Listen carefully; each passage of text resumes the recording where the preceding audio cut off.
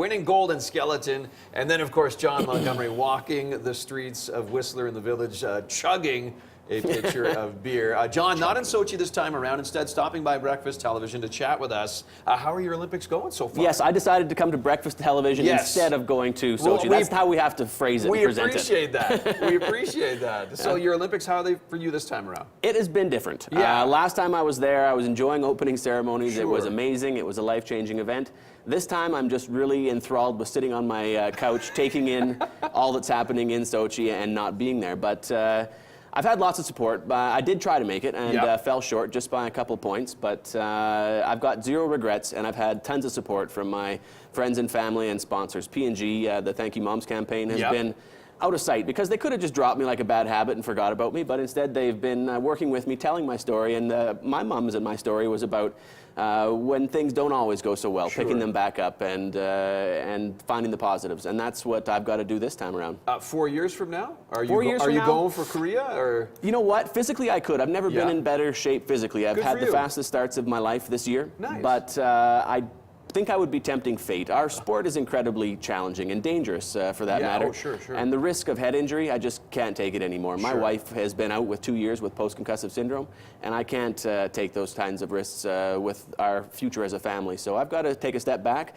look to something else professionally, and leave skeleton racing where it belongs, which is now in the past, and look back on it very fondly and as a very lucky man to have been able to do the sport, represent Canada, and bring home some hardware for our country. 4 years from now, I'm hoping, fingers crossed, then you'll be an analyst for us. And Wouldn't that be great? I have to pick your brain. Okay, so Go ahead. Melissa Hollingsworth sitting 16th after the first 2 runs. Sarah Reed sitting 8th after their first 2 runs this morning. Mentally, what are you doing? Does that change your game plan at all? Or are you still just rehearsing your race and knowing when to turn at what time? Or how do things work? It could potentially change your game plan. Okay. Sometimes athletes will play it safe if they're in a position to strike for a medal, just to let somebody else screw up. Sure. But when you are in 8th and 16th place, there's nothing to lose. And sometimes when you're in 2nd place and you want gold so desperately, you got to lay it all on the line. And so they might be going out tomorrow with the mindset that I'm just going to let it all hang out. Let her rip, right? And take some aggressive runners that would be used on cold ice and maybe use some unaggressive runners, just taking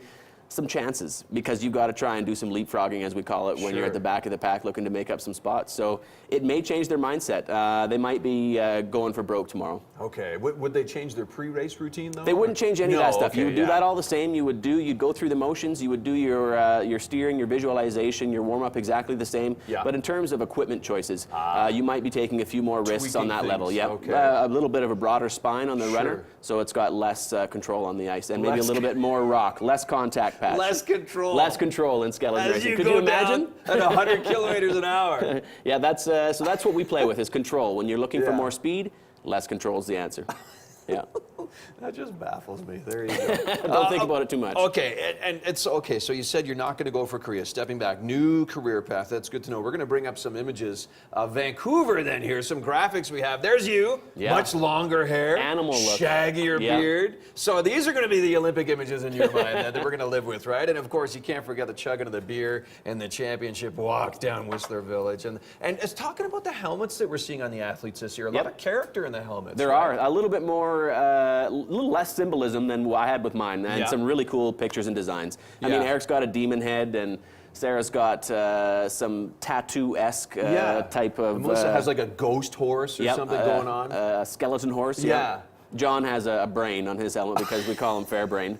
And as he indicated to the press last week, that he's considered the smartest guy on the team, which... I don't know about that, Fairbrain, but we'll let him take that one. Let him take that one. You can bug him when he gets back. I got a question for you. You know the pitcher of beer that you were chugging walking through the village of Whistler? I fondly remember that. You remember that? Probably best tasting beer in your life. Did you keep the jug? No. You know what? I wish I could lie and say that I had the foresight to think that that moment would be something more than what it was, which was just tasty beverage. But I didn't. We left it downstairs beneath the makeshift studio that's above Buffalo Bills. Citytv sort of main brain, I guess. I don't know what it was at the time, but we left it there, I believe.